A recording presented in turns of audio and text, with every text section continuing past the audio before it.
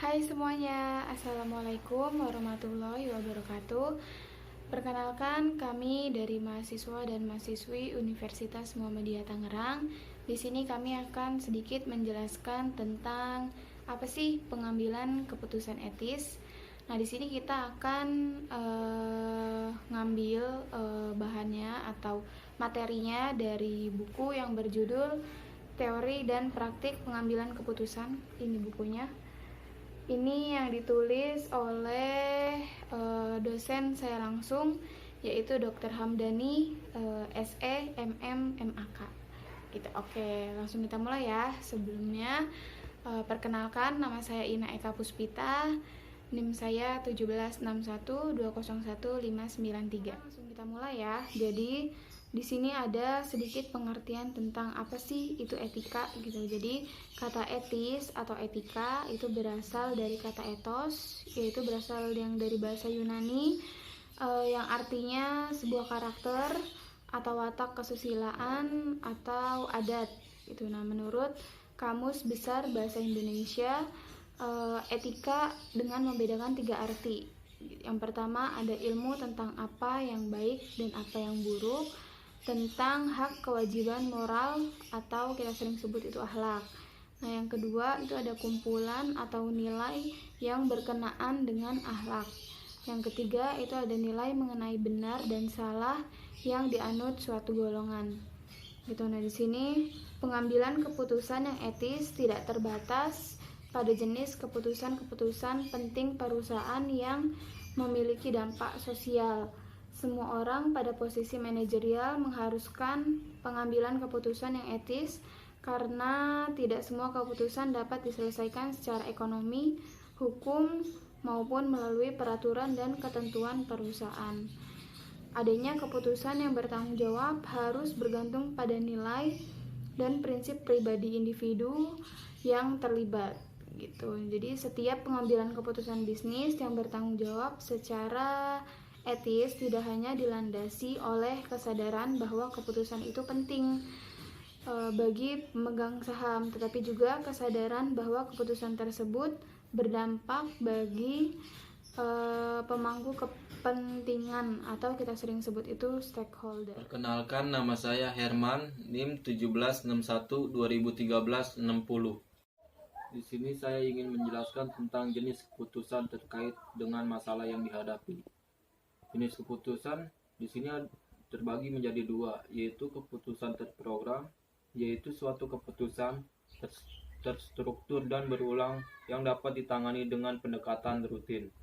Yang kedua, keputusan tidak terprogram, yaitu suatu keputusan yang memerlukan suatu pemecahan yang dibuat sesuai kebutuhan.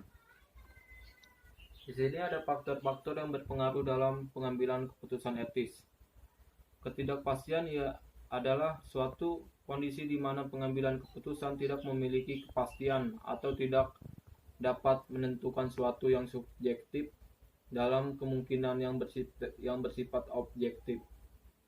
Resiko adalah suatu kondisi yang dapat diidentifikasi, diprediksi kemungkinan terjadi, dan kemungkinan dari setiap pemecahan yang sesuai dengan hasil yang diinginkan atau yang dicapai. Kondisi kepastian adalah suatu kondisi di mana pengambilan keputusan yang mempunyai informasi sepenuhnya tentang masalah yang dihadapi. Alternatif pemecahan masalah yang tepat karena hasil-hasil dari setiap alternatif pemecahan tersebut telah diketahui. Selanjutnya ada proses pengambilan keputusan dalam elemen-elemen dasarnya, yaitu yang pertama ada model rasional, yaitu rasional adalah membuat pilihan yang konsisten dan memaksimalkan nilai dalam batasan-batasan tertentu.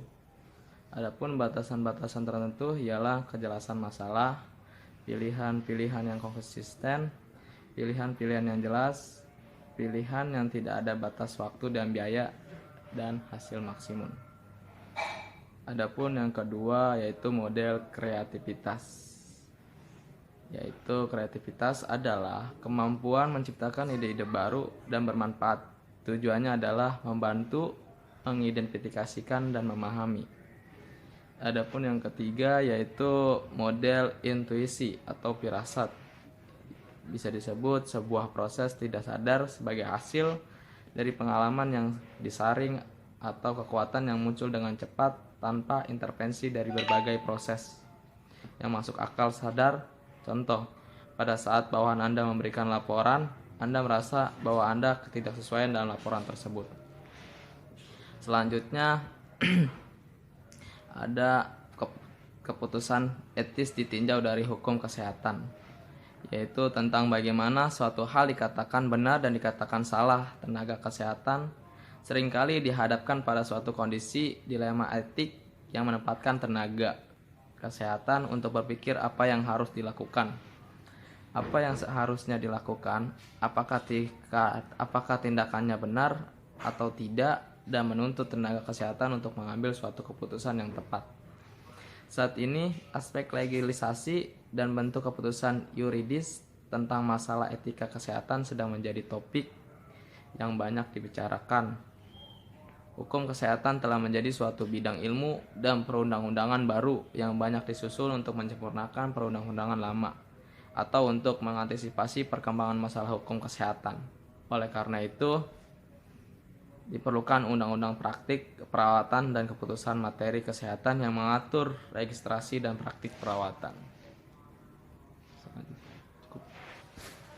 Nama saya Nindya Dwi Pramesti, NIM saya 17612011609.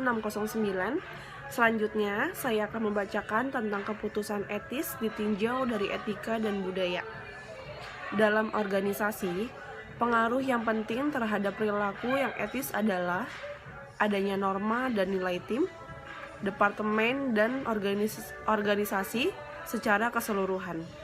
Budaya bukanlah satu-satunya aspek dari organisasi yang mempengaruhi etika, namun merupakan suatu kekuatan yang besar karena menentukan nilai-nilai suatu organisasi. Budaya bukanlah satu-satunya aspek dari organisasi yang mempengaruhi etika, namun merupakan suatu kekuatan yang besar karena menentukan nilai-nilai suatu organisasi. Perkembangan sosial dan budaya juga berpengaruh terhadap sistem kesehatan nasional. Pelayanan kesehatan yang awalnya berorientasi pada program medis lambat laun menjadi pelayanan komparatif dengan pendekatan tim kesehatan. Ini menyebabkan beberapa perubahan dalam berbagai kebijakan pemerintah. Selanjutnya, keputusan etis ditinjau dari agama. Agama merupakan faktor utama dalam membuat keputusan. Setiap perawat disarankan memahami nilai yang diyakini maupun kaidah agama yang dianutnya. Untuk memahami ini memang diperlukan proses. Indonesia merupakan negara kepulauan yang dihuni oleh penduduk dengan berbagai agama atau kepercayaan. Setiap penduduk yang menjadi warga negara Indonesia harus beragama atau kepercayaan. Ini sesuai dengan sila pertama Pancasila, yaitu ketuhanan yang Maha Esa. Dan Indonesia menjadikan aspek ketuhanan sebagai dasar yang paling utama. Selain memahami dan menghayati sumpah profesi dan kode etik para tenaga kesehatan, perlu pula meningkatkan pemahaman agama yang dianutnya. Melalui pemahaman agama yang benar, diharapkan para tenaga kesehatan dalam menjalankan profesinya selalu mendasarkan tindakannya kepada tuntutan agama. Jadi kurang lebih seperti itu materi tentang pengambilan keputusan etis. Semoga kalian bisa memahami materi yang kita sampaikan.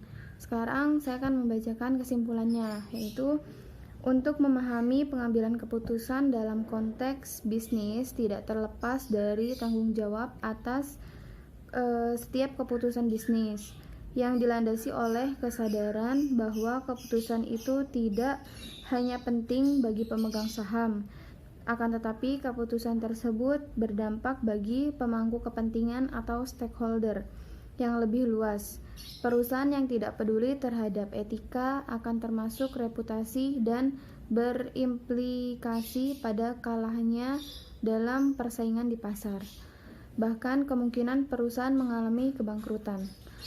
Reputasi etis perusahaan yang rusak berdampak pada menurunnya keunggulan kompetitif di pasar. Bahkan bisa terjadi boikot yang dilakukan oleh konsumen. Jadi pengambilan keputusan etis harus didasarkan pada keandalan fakta-fakta yang akurat. Pengambilan keputusan masyarakat terlebih dahulu mengenali permasalahan sebagai sebuah keputusan yang bersifat etis atau permasalahan etis. Langkah selanjutnya yaitu mengidentifikasi dan mempertimbangkan semua pihak yang terkena dampak sebuah keputusan serta mempertimbangkan alternatif solusinya. Langkah yang terakhir yaitu pengambilan keputusan dalam situasi dan kondisi apapun. Sekian materi dari kami yang bisa kami sampaikan. Kurang lebihnya mohon maaf. Wassalamualaikum warahmatullahi wabarakatuh.